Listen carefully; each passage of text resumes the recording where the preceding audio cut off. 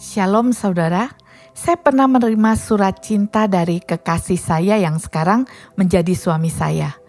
Surat cinta itu tidak hanya saya baca sekali, tetapi berulang-ulang. Pernahkah saudara mengalami hal itu? Sebuah tulisan yang pernah saya baca mengatakan, Yesus adalah surat cinta Bapa di surga kepada kita.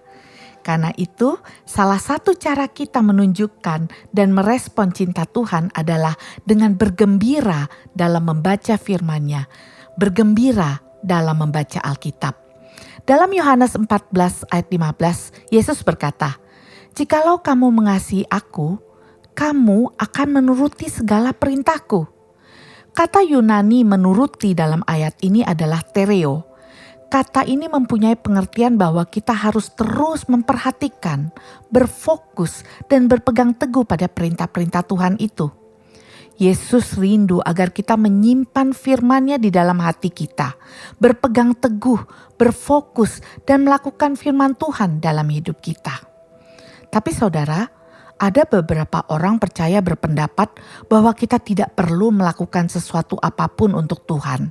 Kita hanya perlu mengasihi Tuhan saja.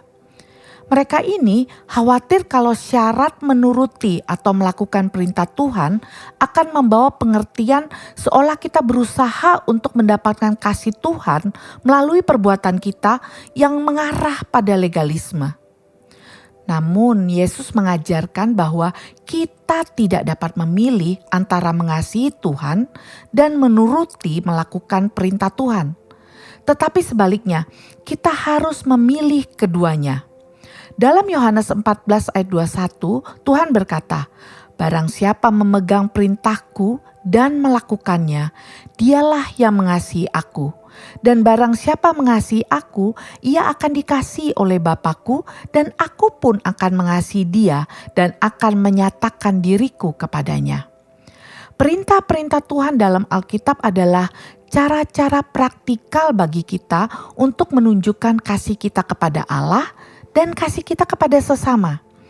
Ketika kita mengasihi pasangan, maka melakukan yang disukai oleh pasangan itu adalah sebuah konsekuensi logis, bukan?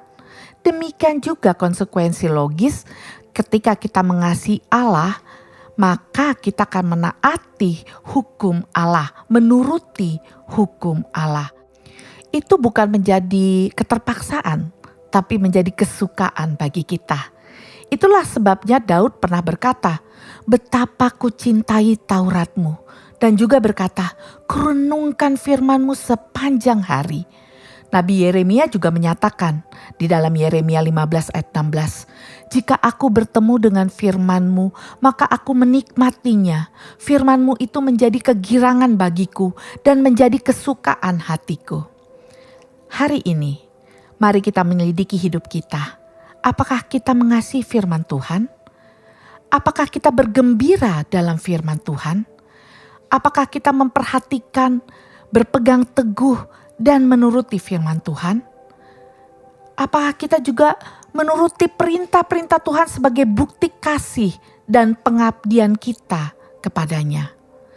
Tuhan berjanji dalam Yohanes 15 ayat 7, "Jikalau kamu tinggal di dalam aku dan firman-Ku tinggal di dalam kamu, mintalah apa saja yang kamu kehendaki dan kamu akan menerimanya." Kiranya Tuhan menyertai dan memampukan kita mencintai firman Tuhan. Amin.